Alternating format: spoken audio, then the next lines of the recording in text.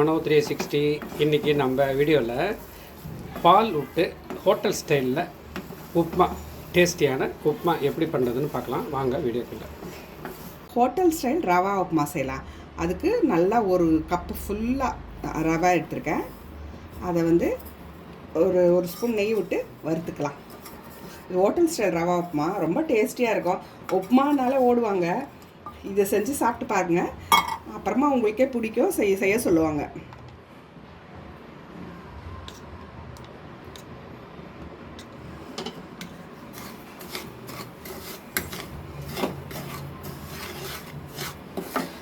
இது மாதிரி ரோஸ்ட் பண்ணி லைட்டாக தான் இது மாதிரி பால் ரோஸ்ட் பண்ணி எடுத்து வச்சுக்கோங்க.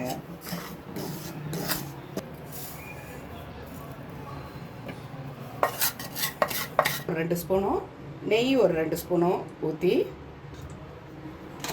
டேபிள் ஸ்பூன் கடுகு ஒரு டீஸ்பூன்,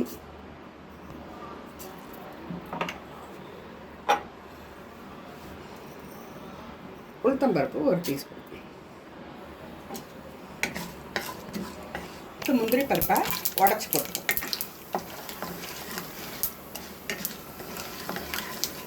அதை ஒன்று கருவேப்பிலை, ஒரு பெரிய வெங்காயம் பொடியாக நறுக்கி வச்சுங்க, ஒரு 2 பச்சை மிளகாய் இந்த மாதிரி இதில் வாட்டத்தில் நறுக்கி வச்சு ரவுண்டாக நறுக்கி வச்சுக்கணும்.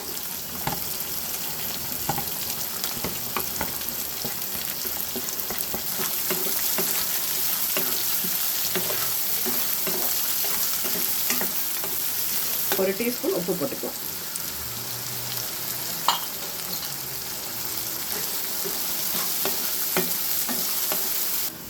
ஒரு டம்ளர் தண்ணி, மொத்தம் 3 டம்ளர் தண்ணி ஊற்றணும். ஒரு 2 டம்ளர் தண்ணியும் ஒரு டம்ளர் பாலும் ஊற்றணும். தண்ணி ஊற்றினேன், ஒரு டம்ளர் பால் ஊற்றுறேன். திருப்பி ஒரு டம்ளர் தண்ணி விடுவேன். தண்ணி விடுறேன். மொத்தம் 3, 2 தண்ணி ஒரு பால்.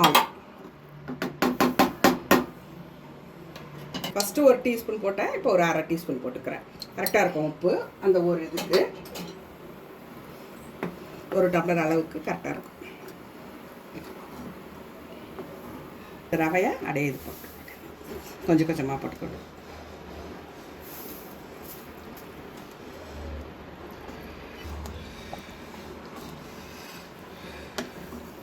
நல்லா குழைவாக வரும் இந்த உப்புமா.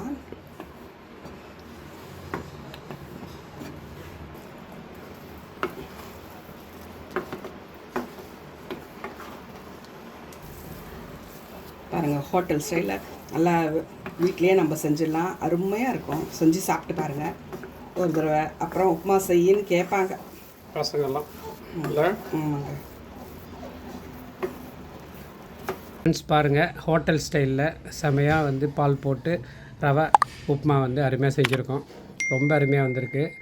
டேஸ்ட்டுனா எப்படி ஒரு டேஸ்ட்டாக இருக்குது. இனிமேலுக்கு உப்புமானா அவ்வளோ ஒரு டேஸ்ட்டாக இருக்கும். இந்த மாதிரி செஞ்சு பார்த்துட்டு எப்படி இருக்குன்னு சொல்லிட்டு கமெண்ட் பண்ணுங்கள், லைக் பண்ணுங்கள், சப்ஸ்கிரைப் பண்ணுங்கள். இந்த வீடியோவில் சந்திக்கலாம். பாய்.